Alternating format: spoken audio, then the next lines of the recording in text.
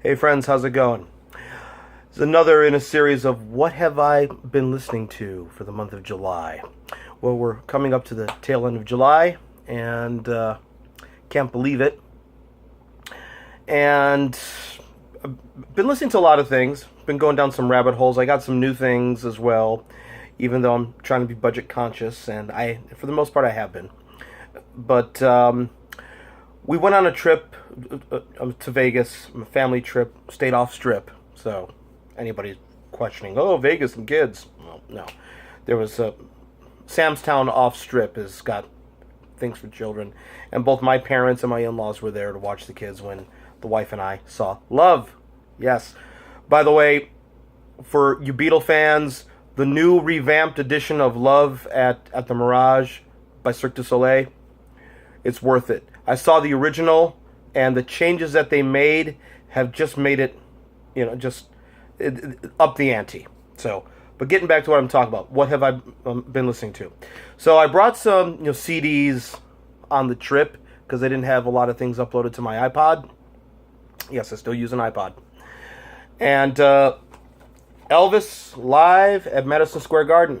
This is something that's kind of a tradition. As soon as we cross into Nevada, because we drive, because we live in Arizona, as soon as we cross into Nevada, this is it. It used to be when we crossed the Hoover Dam, but now they have a road that goes past the Hoover Dam. You could get off and go to Hoover Dam. I'm not going to get into that. But as soon as we cross into Nevada, this is what we play. It's always been a tradition when I've gone myself, when I've gone with my mother, because she always has rooms comped. Or my father, because he has rooms comped as well. So, hey, this is what we've always played. This thing. As soon as we cross into Nevada. You gotta love it. It's on its prime. And one of my favorites from the 90s. Get reflection there. Sarah McLachlan, Foaming Towards Ecstasy. Still a great album. Still has not aged. The songwriting is just incredible to this day. So this is another great thing. Don't have this on vinyl, but I have it on CD, and like I said, I'm falling in love with my CDs again. And Branford Marsalis Quartet. Crazy People Music. I got this on cassette originally back in the day. This is probably my favorite album of Branford's. It's got a lot of great playing. He gets... what I like about this the most is that when you least expect it, they get into free jazz. And there's a great piece, a very free version of Keith Jarrett's Rose Petals on here. So I've always loved this album. Now, I'm into prog rock, and I'm a big fan of Steven Wilson, who used to be with Porcupine Tree. I showed you an album of his the last time. So I've been kind of going down a Steven Wilson rabbit hole, because not only does he have his music, he also, which he issues on CD and vinyl, but he also does 5.1 surround mixes. Not only of his stuff, but other artists' stuff as well.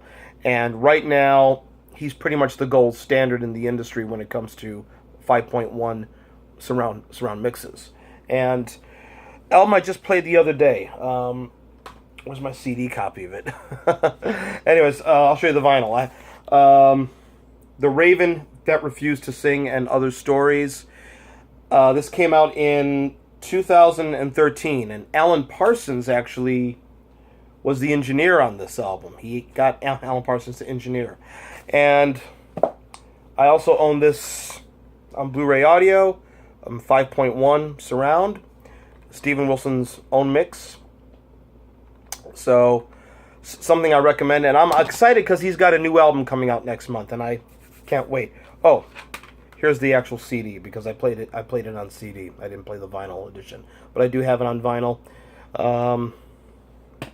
CD sounds great too.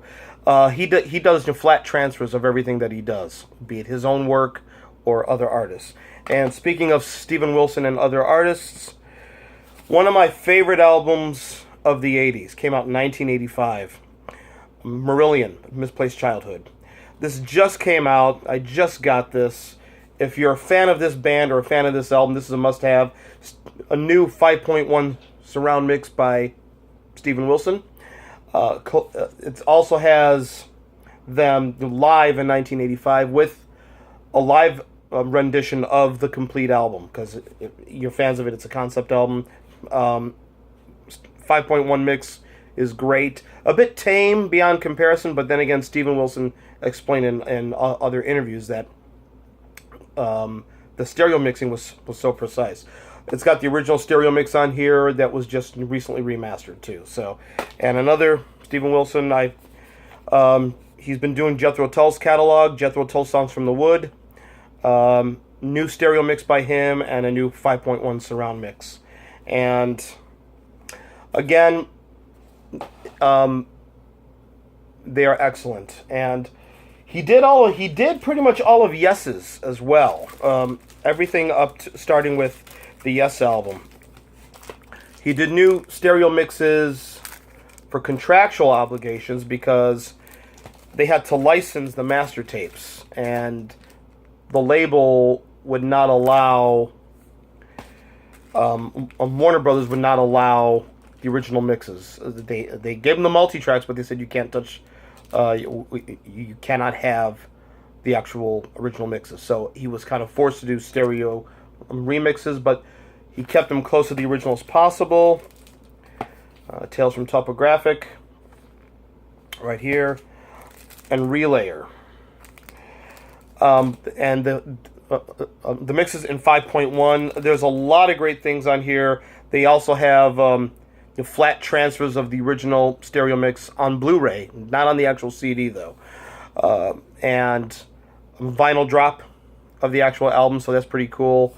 The mixing on those is incredible.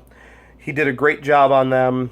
And Tales from Topographic just came out in December, and he said that is going to be it, because all of Yes's albums, the other master tapes, the multi-tracks that is, are missing. So which means he's talking about going for the One, Tormato, Drama, and I would think 90125 and Big Generator as well. He says the multi-tracks are missing. He said unless something changes, Topographic is going to be it. So that's pretty much what I've been listening to throughout the month of July. And I've also been including some Beatles in there as well, but I don't think you need me to tell you that. So thank you very much. Stay tuned for next month's Unedited, what I've been listening to. And coming up is what I've been watching. Have a great day.